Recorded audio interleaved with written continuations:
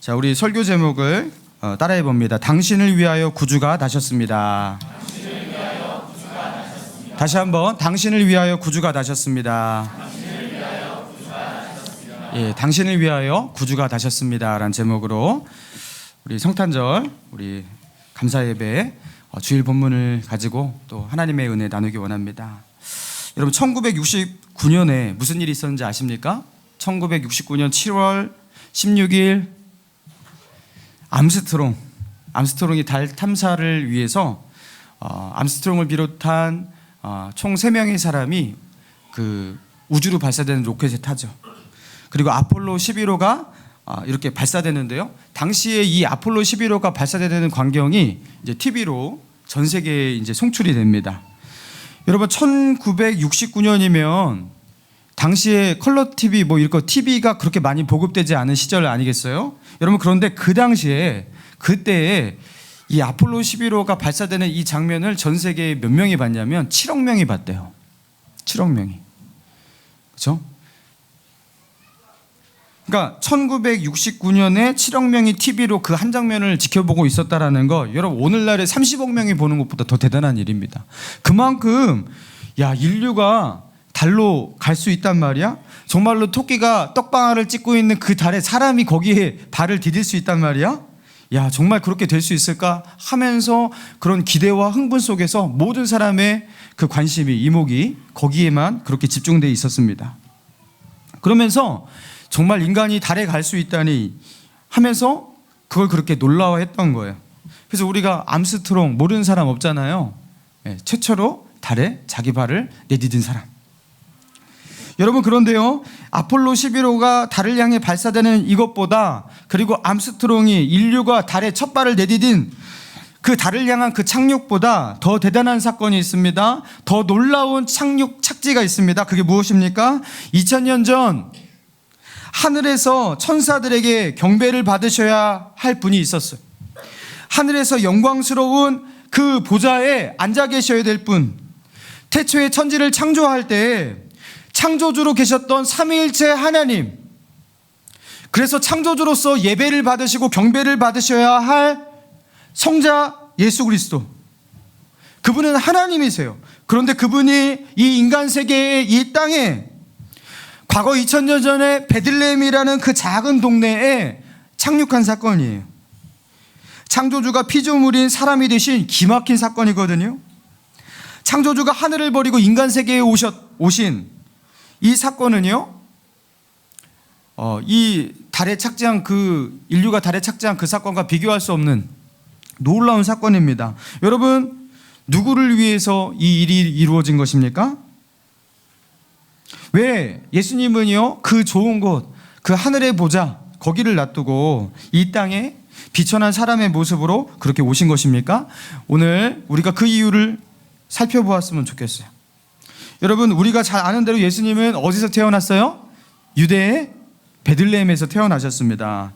여러분, 그런데 요셉과 마리아가 살고 있는 그 동네는요, 베들레헴이 아니라 어디였어요? 나사렛이었어요. 나사렛. 그래서 정상적으로 예수님이 태어난다면 나사렛에서 태어나는 게 맞아요. 왜냐하면 요셉과 그 마리아가 살고 있는 지역이 나사렛이었으니까. 그리고 이 나사렛에서 베들레헴까지 거리가요, 상당히 멉니다. 자, 베들레헴이 어디 있는가 하면 예루살렘에서 남쪽으로 한 8km 정도, 남동쪽으로 그렇게 내려가면 베들레헴이 있습니다. 그래서 나사렛은 갈릴리잖아요.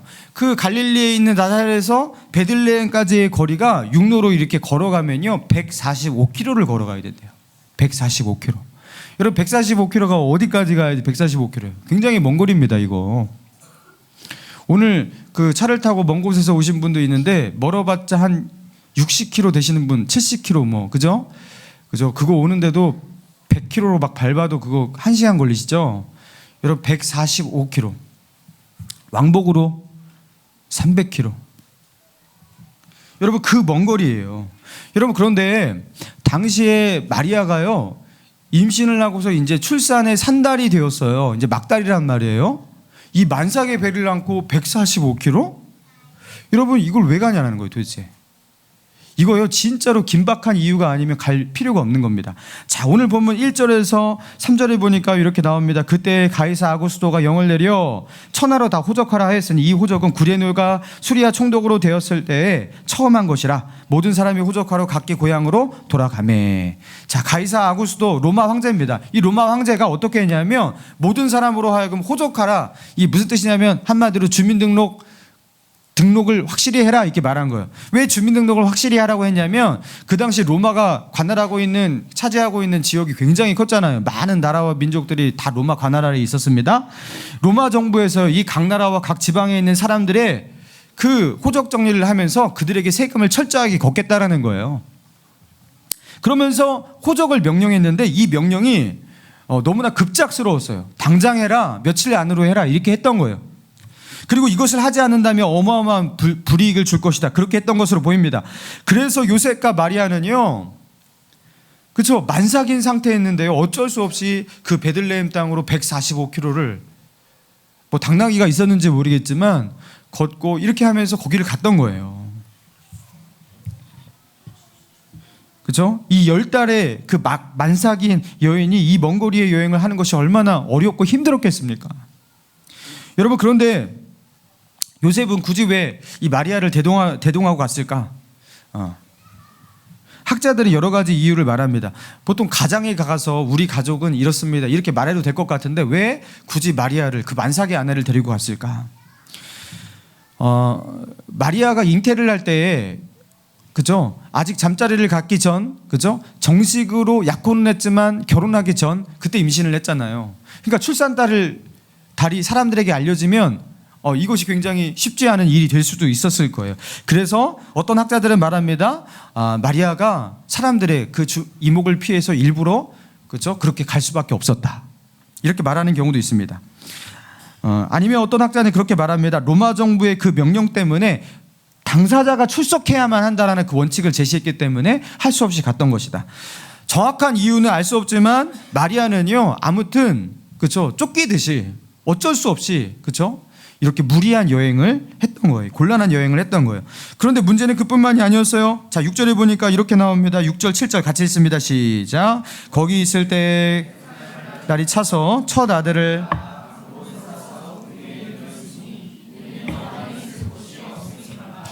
여러분, 이게 지금 엄청나게 심각한 상황인데 성경에서는요 너무 짧게 묘사하고 있어요. 거기 있을 때 해산할 날이 찼는데 뭐 해산하는 과정에 대해서 그냥 생략해 버렸어요. 첫 아들을 낳았다, 그게 끝이에요. 그리고 강보에 싸서 그 위에 누웠다. 그리고 뒤에 이는 왜 그 구유에 누일 수밖에 없었냐? 여관에 있을 곳이 없었다라는 거예요. 여러분, 그 구유에 누였다라는 이것을 보고서 예수님은 마구간에서 태어났구나, 아니면 그 당시에 서민층이 말을 막 키우고 있지 않잖아요. 그렇죠? 군사용으로 보통 말을 썼기 때문에, 그러니까 보통 이 베들레헴에 있는 서민들이 말의 마구간이 아니라 보통 소의 그렇죠? 외양간. 그리고 예수님이 누이었던 그 구유라는 것은 소의 여물통. 그것이 더 이제 사실적입니다. 그러니까 짐승들, 가축들이 들어가는 그 외양간에 그 마리아가 그 아이를 출산할 수밖에 없었던 거예요. 왜요? 이는 여관에 있을 곳이 없습니다. 아마도 그 당시에 호적하기 위해서 많은 사람들이 여행 중이었고 그 먼 여행을 떠나는 많은 사람들이 있었기 때문에 여관마다 사람들이 가득 차서요 빈 방을 구할 수가 없었던 거예요. 여러분, 이걸 한번 상상해 보시기 바랍니다. 만삭의 여인이 지금 막 진통이 왔어요. 진통이 와서 애를 언제 낳을지 모르는 이 급박한 상황인데, 그렇죠? 나 지금 아이가 나올 것 같아 이러고 있어요. 그때 요셉이, 남편이 지금 그 말을 듣고 어떻게 할까요? 큰일 났잖아요. 길에서 날 수가 없는 거 아니겠어요? 마리아, 조금만 기다려, 내가 방을 하나 구해볼게 하면서 이리저리로 막 뛰어다닙니다. 근데 방이 없어요. 누군가에 가서 지금 우리가 이런 상황인데 산모가 있는데 진통이 왔습니다, 방 하나를 양보해 줄 수 없겠습니까? 말하는데 사람들이 너무나 매정해요. 당신 그거 알 바 없다고 하면서 그렇게 거절해요. 또 이제는 여관방 구하지 못하니까 어디로 찾아갔겠어요? 분명히 저 같으면 그랬겠어요. 그냥 아무 집 대문 두드리면서 여기 빈 방 없냐고, 잠깐만 양해를 바란다고, 지금 이런 상황이라고 하면서 자기의 상황을 설명하면서 막 그렇게 하지 않았겠습니까? 정상적인 남편이라면. 그렇죠? 그렇게 했을 거예요. 요셉도 분명히 그랬을 거예요. 그러면서 마리아 보러 조금만 기다려달라고 그렇게 말했을 거예요. 근데 사람들이 얼마나 매정한지 방도 없다고 이렇게 하면서 아무도 이 요셉과 마리아에게 도움의 손길을 내밀지 않았던 거예요. 그러면서 겨우 얻은 것이 어디였냐면 짐승들이 있는 그 외양간, 그렇죠? 거기서 아기를 낳을 수밖에 없었던 거예요. 아무도 방 한 칸을, 그 예수님을 위해서 방 한 칸을 내주지 않았던 거예요. 여러분, 이 상황을 한번 생각해 보라는 거, 이게 얼마나 혼란스러운 상황입니까? 제가요 아직도 그 우리 첫아이 정연이를 낳을 때가 기억에 생생해요. 왠지 아십니까? 전쟁 같았어요, 그날이. 진통을 하는데 아내가 한 10시간을 진통을 하는데요, 아무튼 그 사람이 소리를 지르는 거 보면 진짜 아팠던 것 같아요. 이거는 상상할 수 없이 소리를 지르는데 마지막에는 와, 병원이 떠나가다 소리를 지르는 거예요. 근데 뭐 작은 문이 이렇게 열리면 좀 빨리 이렇게 열려서 빨리 나왔으면 좋겠는데 작은 문이 이제 조금 열렸습니다. 애 머리가 보이려고 합니다. 나오려고 합니다. 다시 들어가네? 그러면서 막 이렇게 하면서 막 이거 왔다 갔다 하는데 안 나오는데 산모 힘을 주세요! 막 하면서 막 소리 지르고 막 위에서 막 누르고 막 의사하고 막 간호사 막 3명 붙고 막 이 사람 막 소리 막 지르고 그리고 옆칸에서도 막 애 낳고 있고 막 거기서 소리 지르고, 야, 이거 완전 전쟁이에요. 온 병원이 정신이 없어요. 정신이 없어요. 여러분, 그런데 그 병원이 어떤 곳이에요? 애를 낳기 위해서 모든 것을 다 준비한 장소 아닙니까? 그 안락한 장소. 침대도 있고요, 그렇죠? 그 밤을 비추는 환한 불빛도 있고요, 거기에 물도 있고요, 의사도 있고요, 간호사도 있고요, 시어머니도 있고요, 친정어머니도 있고요, 남편도 있고요. 다 기립해서 서갖고 준비하고 있고요. 여러분, 그렇게 다 준비된 장소입니다. 그 안락한 환경에서도요, 애를 낳는다라는 게요, 야, 전쟁 같더라고요. 물론 제 아내가 그렇게 소리를 진짜 크게 질러서 정신이 그냥 혼이 빠지더라고요. 얼마나 아팠으면. 여러분, 그런데요, 지금 마리아가 아이를 낳는 이 상황은요, 길에서, 그죠? 여행 중에 방을 구하려고 하는데 방도 없어요. 여러분, 여기서 출산하고 있는 이 요셉과 이 마리아의 이 상황을 한번 생각해 보세요. 이게 얼마나 전쟁 같겠습니까? 얼마나 혼란스럽겠습니까? 요셉이 그 남편이 그 아내가 낳는 아이를 받았어요. 받아갖고 그 아이를 강보에 싸서 누일 곳이 없는 거예요. 누일 곳이. 흙바닥 속에서 어디에 누이겠어요? 그 똥 가득한 곳에.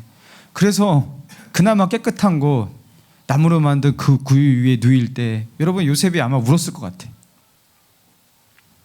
마리아에게 너무나 미안하고, 그리고 이 아기한테 너무 미안해서, 그리고 자기가 겪는 그 혼란스러운 상황을 주체할 수가 없어서, 그죠? 눈물 철철 흘리면서 그렇게 구유에 누였을 것 같습니다.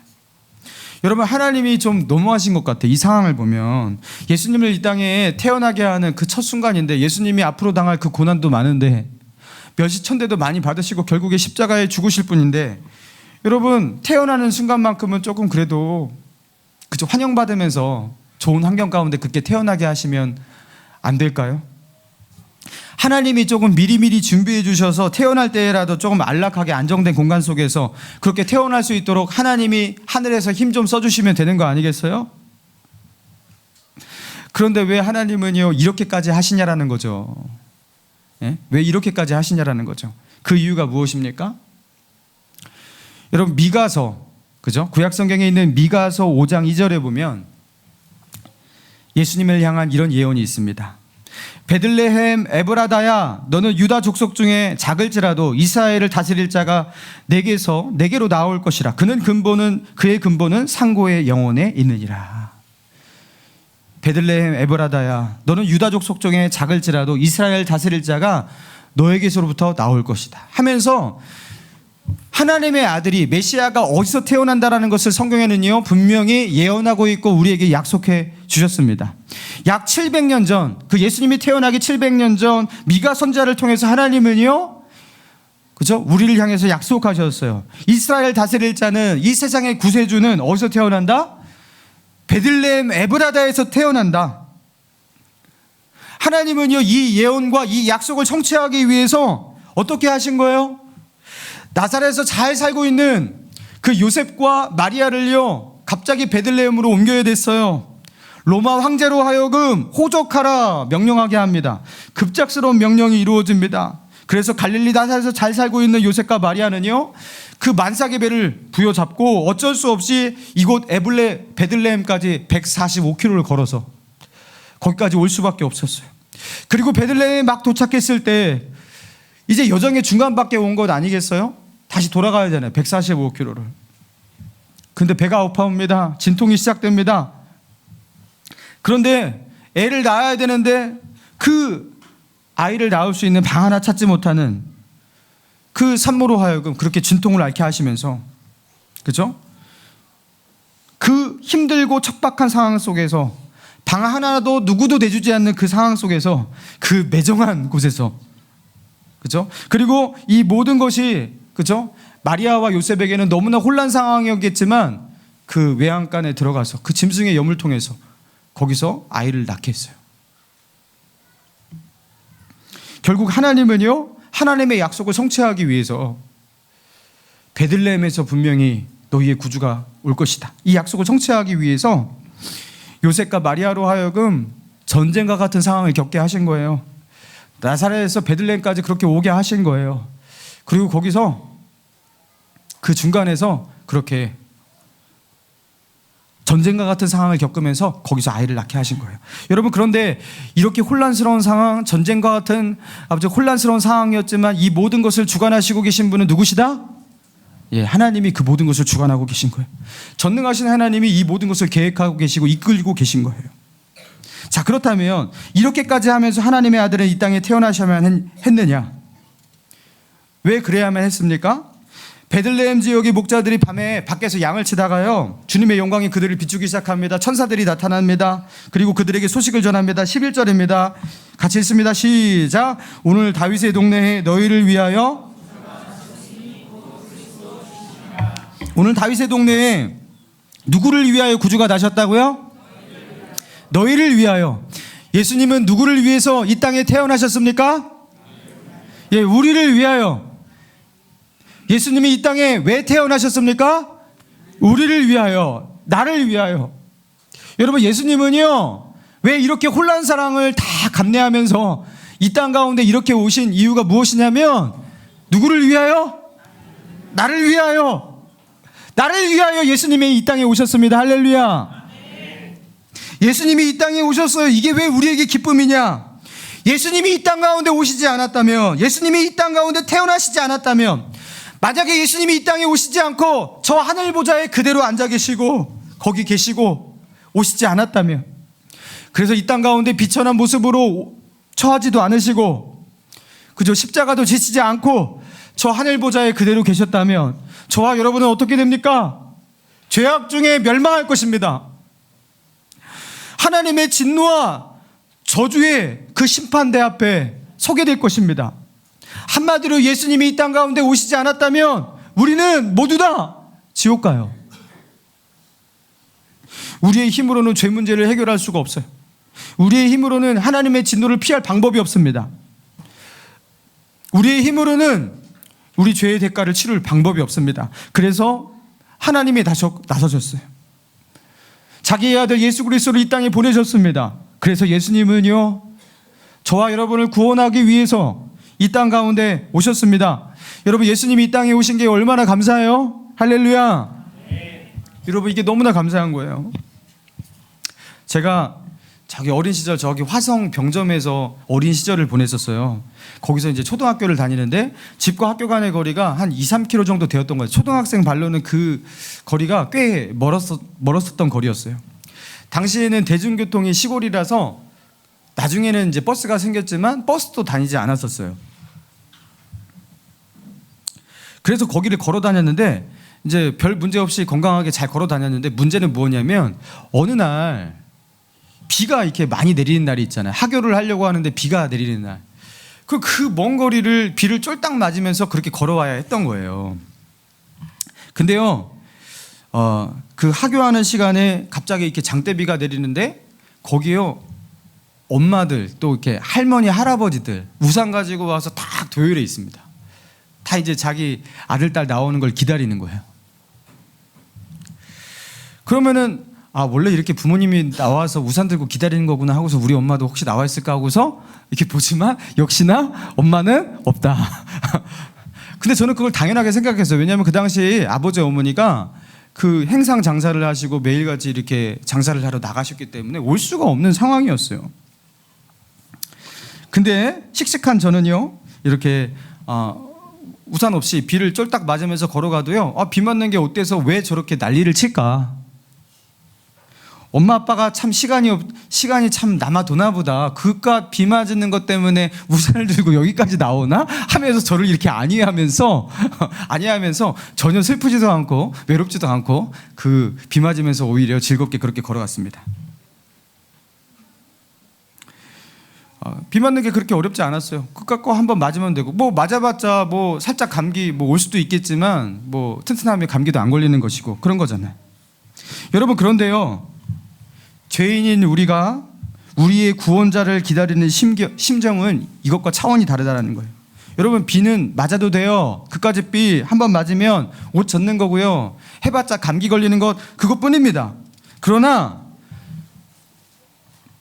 죄인들을 향한 그 죄에 대한 그 하나님의 심판 여러분 그거는요 비 맞는 게 아니에요.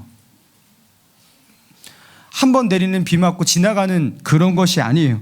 죄인들을 향해서 하나님이 내리는 그 영원한 저주라는 것은 그 하나님의 심판과 저주 앞에서 우리는 영원히 망해버리는 거예요. 그런데 우리 힘으로 이 문제를 해결할 수가 없는 거예요. 누군가가 우리에게 다가와 주어야 해요. 구원자가 필요해요. 죄의 문제를 해결할 수 있는 어떤 존재가 필요합니다. 그런데 그런 존재를 이 땅 가운데 찾을 수가 없었습니다. 양과 염소를 1000마리를 잡고 10,000마리를 잡고 1,000,000마리를 잡은다 해도 나 하나의 죄를 해결할 수가 없어요. 사람의 죄는 그 사람의 목숨이 아니면 결코 사해질 수가 없기 때문이에요. 사람이 아무리 의로운 일을 많이 하고 착한 일을 한다 해도 지옥과 운명을 천국으로 바꿀 수가 없어요. 그래서 이 문제를 우리 인간 편에서 해결할 수 없게 우리 예수님이 우리를 찾아오셨습니다. 우리가 하나님의 그 심판의 비를 맞으면 하나님의 그 심판을 맞으면 우리는 끝난다라는 것을 아시기에 그분이 우리를 대신해서 심판당하기 위해 오셨어요. 누구를 위해서요? 나를 위해서. 오늘 다윗의 동네에 너희를 위하여 구주가 나셨으니 곧 그리스도 주시니라. 여러분 예수님은 누구를 위해서 오셨습니까? 나를 위해서. 따라해 보십시오. 나를 위해서 구주가 나셨다. 나를 위해서 예수님이 오셨습니다. 여러분 이 고백이 진심이십니까? 여러분 예수님은요 다른 누구를 위해서 온 것이 아니라 나를 위해서 나를 구원하시기 위해서 지옥 갈 수밖에 없고 하나님의 심판에 당해 영원히 저주와 멸망을 당할 수밖에 없는 나를 구원하시기 위해서 예수님은 하늘의 보좌를 버리시고 이 땅 가운데 인간의 모습으로 창조주가 피조물의 모습이 되어 이 땅 가운데 태어나셨습니다. 주님이 저 하늘 보좌를 박차고 이 땅 가운데 내려올 때 이거 완전 수직 하강인 거예요. 그리고 그 주님이 처음으로 착륙한 장소가 어디예요? 여물통. 그 구유였어요.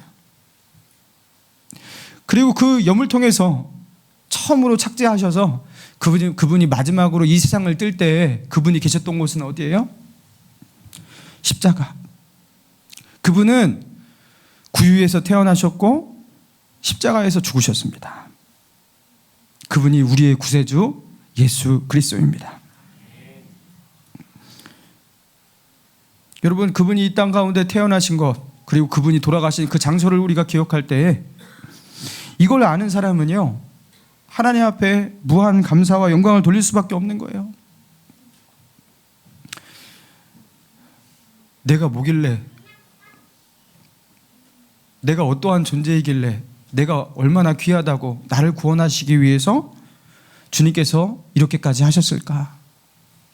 구유에서 태어나시고 십자가에 죽으셨을까? 여러분 이 주님의 사랑이 여러분에게 느껴지십니까? 여러분, 하나님이 여러분을 사랑하신다라는 것은 어떤 시적인 언어로, 그렇죠? 분위기 좋은 장소에서 말로 하는, 그렇죠? 남편들이 아내한테 항상 하잖아요. 사랑한다. 여러분, 근데 여러분, 그런 어떤 얇은 사랑이 아닙니다.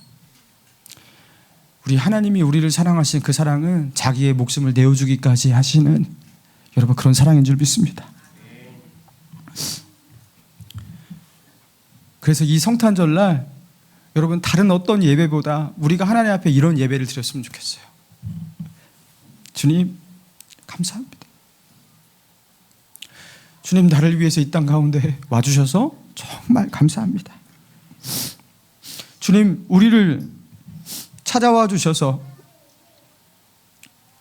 그 창조주 하나님께서 피조물이 되시는 이 수치를 감내하시고 자기를 낮추시고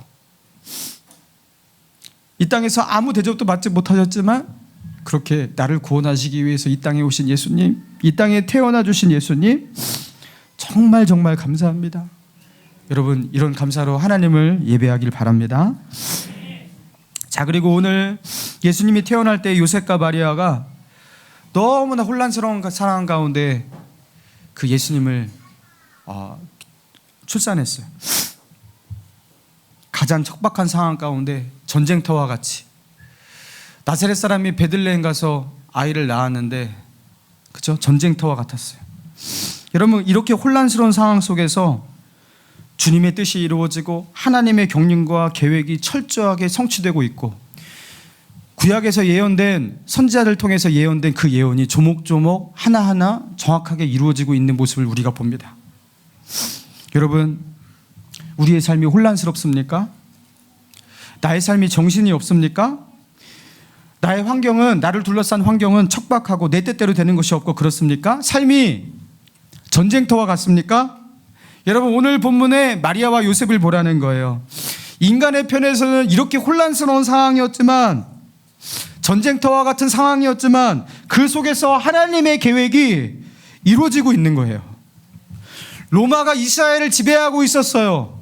이 당시의 황제는 로마의 황제입니다. 인민족이 지배하고 있고 민족의 그 암울한 그림자가 드리워 있고 온통 혼돈과 혼란이고 암흑이지만, 여러분, 이런 상황 가운데 예수님은요, 그죠? 그 예언대로 그렇게 유대 베들레헴 가운데 태어나셨다라는 거예요. 하나님의 뜻은 정확하게 그렇게 이루어지고 있었다라는 거예요. 장차 헤롯이 이 아기 예수를 죽이려고 합니다. 그러나 그 모든 것도, 그 모든 상황 가운데 예수님이 결국에 어디로 갔어요? 애굽으로 피신 가잖아요. 그런데 그것까지도 하나님의 계획을 성취하고 있고 하나님의 뜻을 이루고 있다라는 거예요. 여러분, 이 본문의 말씀을 보면서 여러분, 우리가 무엇을 깨달을 수 있습니까? 아무리 혼란스러워도, 내 삶이 전쟁터와 같아도, 내가 주님만 바라보고 있다면, 주님의 약속의 말씀만 붙들고 있다면, 여호와 하나님을 경외하는 마음으로 그분의 뜻을 신뢰하고만 있다면, 나를 향한 하나님의 뜻은, 나를 통한 주님의 뜻은 이루어질 것입니다. 여러분, 이 성탄을 맞아 우리를 위하여 이 땅 가운데 찾아오신 주님의 사랑, 하나님의 사랑을 감사하고 찬양하시고, 또 흔들리지 하지 않고 치우치지 않고 전쟁터와 같고 혼란스러운 삶의 환경이지만 그 가운데서 주님을 더욱더 신뢰하고 의지하며 살아가기로 결단할 수 있는 저와 여러분 되기를 주님의 이름으로 축원합니다.